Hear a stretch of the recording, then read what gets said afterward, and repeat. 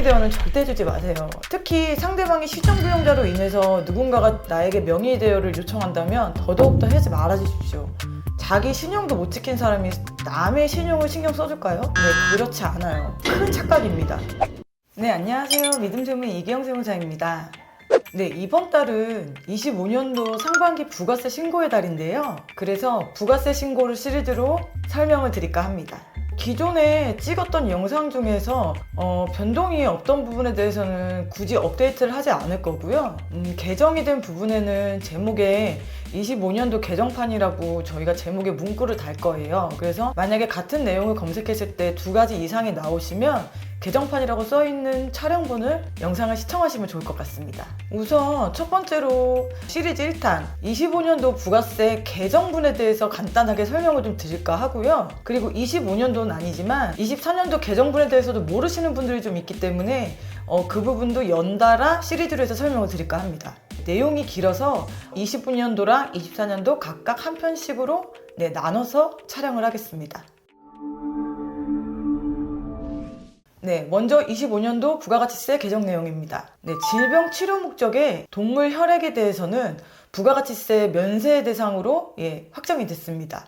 자세한 상황은요, 부가세 면제 대상의 치료나 예방, 진단 목적으로 조제한 동물의 혈액 공급에 대해서는 25년 1월 1일 공급분부터 부가세를 면제해주겠다는 내용입니다. 차후에 설명드릴 24년 개정분에서도 이 수의사가 제공하는 동물 치료 용역에서 면세 범위가 확대된 부분이 있거든요. 아마도 동물들을 보호하려고 하는 목적도 있고, 그리고 또 반려동물을 키우시는 분들의 부담이 되는 치료비를 조금이나마 경감시키고자 하는데 큰 의의가 있는 것 같습니다. 그리고 이거는 제 생각이지만 앞으로도 반려동물에 의한 치료 목적으로 사용되는 비용에 대해서는 아마 면세가 점점 더 확대되지 않을까 싶습니다. 네, 두 번째입니다. 전자세금 계산서 발급 세액공제의 기한이 연장되었습니다. 개인 사업자인데 직전 연도 수익 금액이 3억 원 미만인 경우에는요, 전자세금 계산서를 발급 시 건당 200원씩으로 연간 한도 100만 원을 한도로 세액공제를 해줬던 것이 원래 24년도 12월까지였는데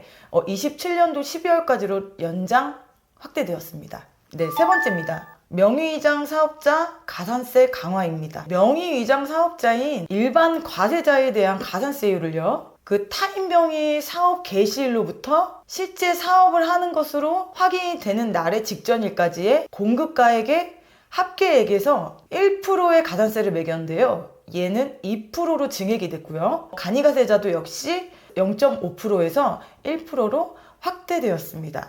25년 1월 1일부터 적용분입니다. 이 개정법이 나와서 그냥 한 말씀 더 드리자면요, 명의대여는 절대 주지 마세요. 특히 상대방이 시정부용자로 인해서 누군가가 나에게 명의대여를 요청한다면 더더욱더 하지 말아주십시오.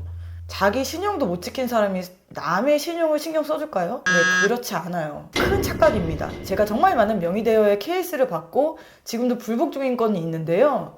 명의대여자들의 말로는요, 거의 대부분이 고액의 체납으로 인해서 가진 재산 다 압류당하고 신용불량자 돼서 사회생활에 크게 치명적인 영향을 끼치는 그런 말로가 대부분이었습니다. 내 명의로 된 세금도 체납자가 그렇게 많은데 타인 명의의 세금을 신경을 써줄까요? 그런 인성이 그렇게 많지 않고요. 거기다가 민사상 문제가 생길 수도 있고, 심하면 사기죄 같은 형사상 문제까지도 발생할 수 있으니까요. 네, 명의대여는 꼭 하지 마십시오. 그리고 그거에 대해서 강화를 시키려 하기 때문에 가산세도 이번에 증액이 된 겁니다. 네 번째입니다. 외국인 숙박 부가가치세 환급 대상 확대입니다.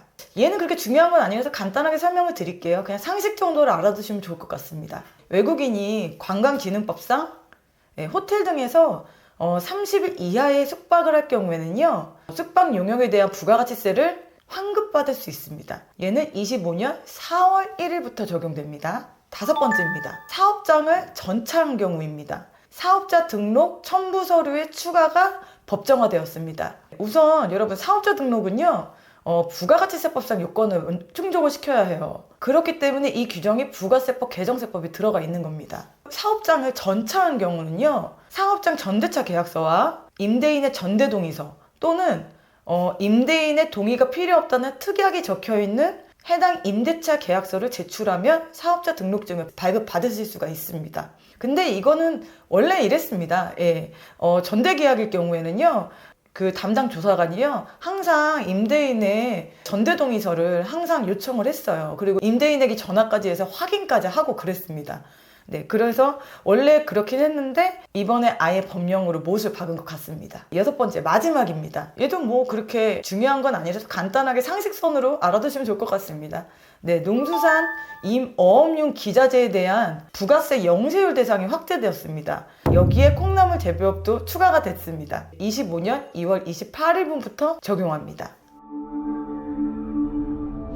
지금까지 25년도 개정세법에 대해서 설명드렸고요. 네, 앞서 말씀드렸다시피 다음 편에는 24년도 개정법도 설명을 이어서 드리겠습니다. 지금까지 믿음세무 이경세무사였습니다. 감사합니다.